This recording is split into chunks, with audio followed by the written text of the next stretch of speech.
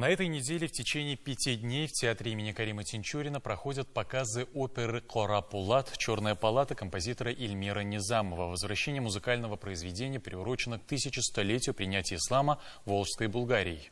И рассказать об опере к нам пришли хормейстер театра, не театра, а постановки. Это Дина Венедиктова и актер Ильнур Байназаров. Доброе утро. Доброе утро. Доброе всем. утро. Здравствуйте. Мы знаем, что опера была поставлена в 2015 году в театре имени Карима Тинчурина. И премьера прошла и в Москве, и в Казани с большим успехом. Зрители восприняли. Как думаете, сейчас ожидается такой же успех? Вы знаете, вчера у нас... Мы надеемся, да. Вчера у нас был аншлаг.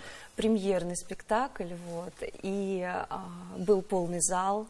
В конце просто зрители с таким прекрасным чувством аплодировали. И артисты все сами довольны. Мы очень надеемся, что в дальнейшие наши спектакли, которые пройдут по воскресенье включительно, ежедневно, пройдут с не меньшим успехом для всех.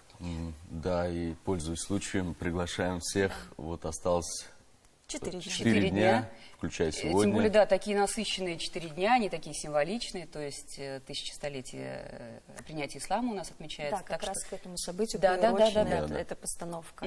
И мы очень рады, что она после 2015 года вновь на сцене, потому что очень для меня лично очень дорогой и такой теплый этот проект, он прекрасный во всех проявлениях своих.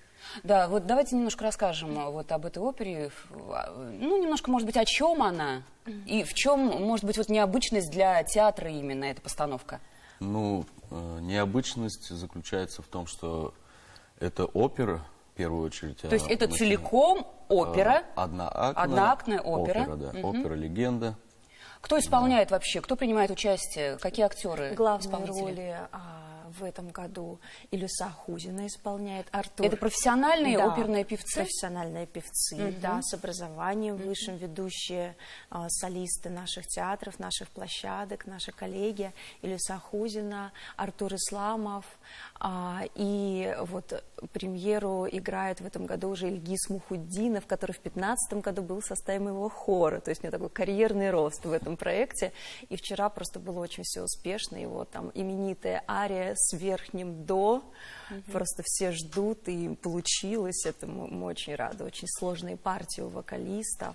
Еще уникальность в том, что хор и танцует, и поет одновременно. Да, это, мне кажется, такое уникальное вообще мероприятие, потому что когда в 2015 году постановщик этой оперы, режиссер Георгий Анатольевич Ковтун, когда ставила, я, конечно, как хормейстер сопротивлялась безумно, потому что как петь? Да, петь, я сама как скажем так, человек близкий к этому, то есть занималась вокалом, я прекрасно знаю, как и это тяжело. Это не специальная просто подготовка должна быть. Встали сюда, нет, мы прям там, наверное, танцуем, что-то танцуем. лихое, залихвастское. То есть танцоров профессиональных нет.